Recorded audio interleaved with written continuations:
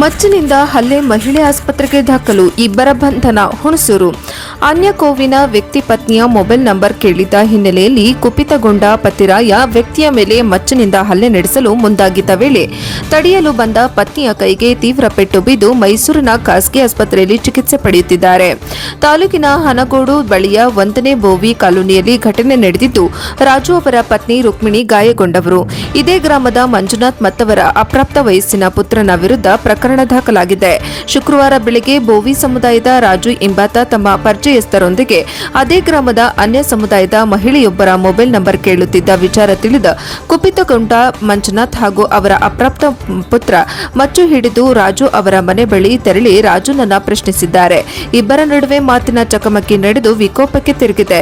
ಈ ವೇಳೆ ಮನೆಯೊಳಗಿದ್ದ ರುಕ್ಮಿಣಿ ಪತಿ ಮೇಲೆ ಹಲ್ಲೆ ಮಾಡುವುದನ್ನು ತಪ್ಪಿಸಲು ಹೋದ ವೇಳೆ ಪತಿಯ ಬದಲು ರುಕ್ಮಿಣಿಗೆ ಮಚ್ಚಿನಿಂದ ಹಲ್ಲೆ ನಡೆಸಿದ್ದರಿಂದ ಕೈಗೆ ತೀವ್ರ ಪೆಟ್ಟಾಗಿದ್ದು ಹನಗೋಡು ಆಸ್ಪತ್ರೆಯಲ್ಲಿ ಚಿಕಿತ್ಸೆ ಕೊಡಿಸಿ ಹೆಚ್ಚಿನ ಚಿಕಿತ್ಸೆಗಾಗಿ ಮೈಸೂರಿನ ಆಸ್ಪತ್ರೆಗೆ ದಾಖಲಿಸಲಾಗಿದೆ. ಈ ಸಂಬಂಧ ಗ್ರಾಮಾಂತರ ಪೊಲೀಸ್ ಠಾಣೆಯಲ್ಲಿ ಪ್ರಕರಣ ದಾಖಲಾಗಿದ್ದು, ಗ್ರಾಮಕ್ಕೆ ಡಿವೈಎಸ್ಪಿ ರವಿ, ಇನ್ಸ್ಪೆಕ್ಟರ್ ಸಂತೋಷ್ ಕಶ್ಯಪ್ ಭೇಟಿ ಇದ್ದು ಮಾಹಿತಿ ಪಡೆದರು. ಮಂಜುನಾಥ್ ಮತ್ತು ಅಪ್ರಾಪ್ತ ಬಾಲಕನ ವಿರುದ್ಧ ಹಲ್ಲೆ ಅಟ್ರಾಸಿಟಿ ಕಾಯ್ದೆಯಡಿ ಪ್ರಕರಣ ದಾಖಲಿಸಿಕೊಂಡು ನ್ಯಾಯಾಂಗ ಬಂಧನಕ್ಕೆ ಒಪ್ಪಿಸಲಾಗಿದೆ ಎಂದು ಪೊಲೀಸರು ತಿಳಿಸಿದ್ದಾರೆ. ಬೋವಿ ನಿಗಮ ಅಧ್ಯಕ್ಷರ ಭೇಟಿ. ಮೈಸೂರಿನ ಖಾಸಗಿ ಆಸ್ಪತ್ರೆಯಲ್ಲಿ ಚಿಕಿತ್ಸೆ ಪಡೆಯುತ್ತಿರುವ ಗಾಯಾಳು ರುಕ್ಮಿಣಿ ಅವರನ್ನು ರಾಜ್ಯ ಬೋವಿ ನಿಗಮದ ಅಧ್ಯಕ್ಷ ರಾಮಪ್ಪ ಬೋವಿ ಭೇಟಿ ನೀಡಿ ಮಾಹಿತಿ ಪಡೆದರು. ತಾಲೂಕು ಪಂಚಾಯಿತಿ ಮಾಜಿ ಸದಸ್ಯ ಚಿನ್ನವೀರಯ್ಯ ಮತ್ತಿತರರು ಇದ್ದರು. ವರದಿ ಮಸೀಂ ಶರೀಫ್, ಎನ್ಕೆಎಸ್ ಟಿವಿ4.